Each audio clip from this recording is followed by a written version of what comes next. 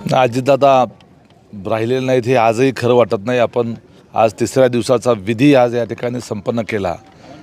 आपल्याला सगळ्यांना माहीत आहे की ही घटना जी आहे ती अचानक अशा पद्धतीनं एवढा काळाचा घाला सगळ्यांच्या हृदयावर पडेल असं वाटलं नव्हतं, परंतु जे घडलंय ते घडलंय आणि आता यातून सावरणं हे सर्वांचंच काम आहे।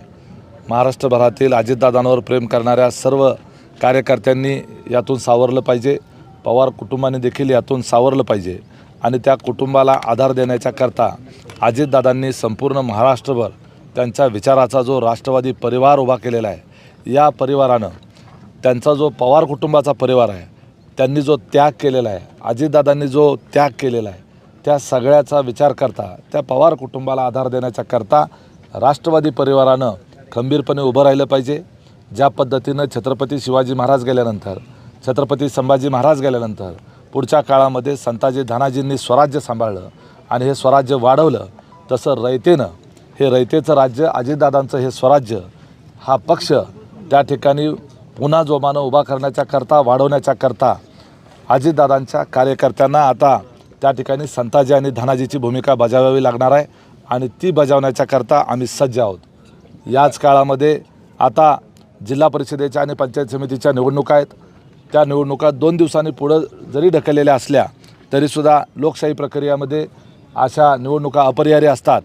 आपला नेता गेलेला असला, आता तो आपल्या प्रचाराला येऊ जरी शकत नसला तरी अजितदादांचा विचार आपल्यासोबत आहे, अजितदादांनी केलेलं काम आपल्यासोबत आहे, अजितदादांनी या महाराष्ट्राकरता दिलेलं योगदान आपल्यासोबत आहे। अजितदादा हा काम करणारा नेता म्हणून सगळ्या महाराष्ट्राला माहीत होता।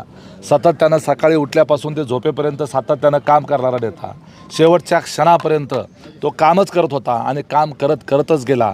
त्या अजितदादांना आज आपण या श्रद्धांजली म्हणून त्या ठिकाणी आपण अजितदादांना अर्पण करू शकतो।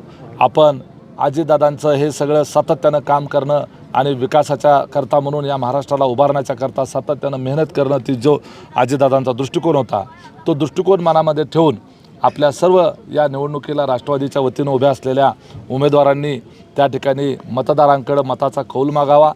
फक्त या निवडणुकीमध्ये आपल्या सर्वच कार्यकर्त्यांनी, त्याचबरोबर निवडणुकीला उभ्या असलेल्या उमेदवारांनी प्रचारामध्ये एक संयतपणा ठेवावा।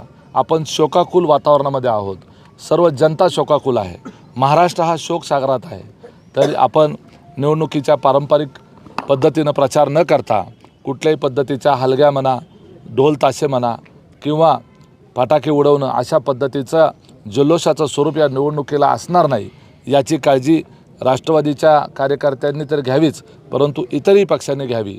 आपला महाराष्ट्र हा सुसंस्कृत आहे। महाराष्ट्र हा मोठ्या नेत्यांच्या निधनाच्या पार्श्वभूमीवर शोकाकुल असताना आपण निवडणुकांसारखा उत्सवाचं स्वरूप साजरं करून त्या ठिकाणी त्या नेत्यांच्या मृत्यूला कुठलं गालबोट लागणार नाही, अशा पद्धतीची काळजी आपण सर्वांनीच घेतली पाहिजे, असं माझं स्पष्ट मत आहे।